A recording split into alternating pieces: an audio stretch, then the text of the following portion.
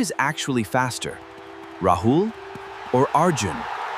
Can we decide just by watching one race? Not really. The next day, the same race is held. This time, Arjun wins. On another day, Rahul wins again. The audience looks confused. Maybe Rahul had a headache. Maybe Arjun had better shoes. One race is not enough. The same problem exists when comparing algorithms. Imagine two computers solving the same problem.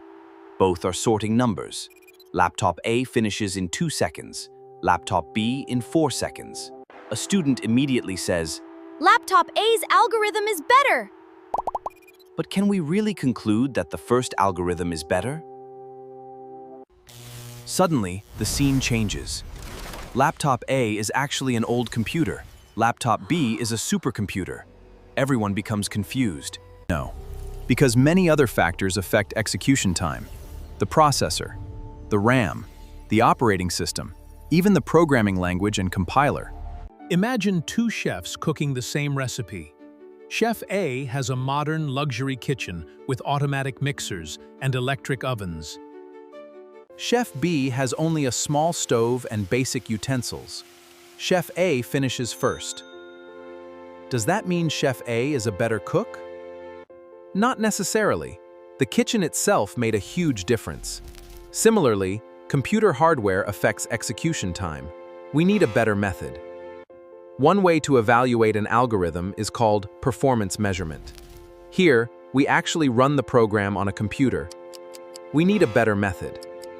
One way to evaluate use a stopwatch to measure exactly how long it takes. It gives us the actual execution time.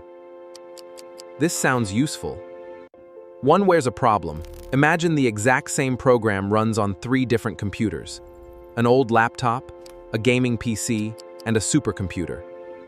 One where's a algorithm takes 8 seconds on the laptop, 2 seconds on the PC, and 0.1 seconds on the powerful machine and the supercomputer.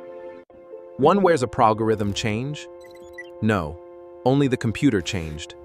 This is why performance measurement alone cannot fairly compare algorithms. One where's a algorithm change? Instead of measuring time, computer scientists ask a different question. How much work does the algorithm actually perform? How many comparisons? How many additions? Instead of measuring how many loops? How many operations? This approach is called performance analysis. Performance analysis focuses entirely on the algorithm itself, not on the computer hardware. Let's look at a real-life example. Imagine searching for a book in a library with 10,000 books. Method A. Search shelf by shelf, checking one book at a time. Method B. Use the computer catalog and go directly to the correct shelf. Search shelf by shelf, checking one book at a time. Use the performs less work. Obviously, the second one. Performance analysis compares methods in exactly this way. It estimates the amount of total work performed instead of measuring the actual running time on a specific machine. Let's compare them. Performance measurement runs the program using a stopwatch, but it heavily depends on the computer hardware. Performance analysis studies the algorithm and counts the operations. It is independent of hardware, making it a much fairer method. Imagine sorting 1 million numbers. That's measurement. A slow algorithm running on a powerful supercomputer may still perform worse method than a highly efficient, smart algorithm running on an ordinary laptop. Choosing the right algorithm is often more important than buying a faster computer. If performance analysis counts operations, another question arises. How does the amount of work grow when the input size becomes larger? If we double the input, does the work double, or does it become 4 times larger? Understanding this growth is the key.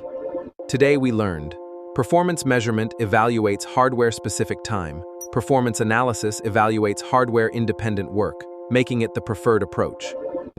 Now we know how to analyze algorithms, but what happens as the workload keeps increasing?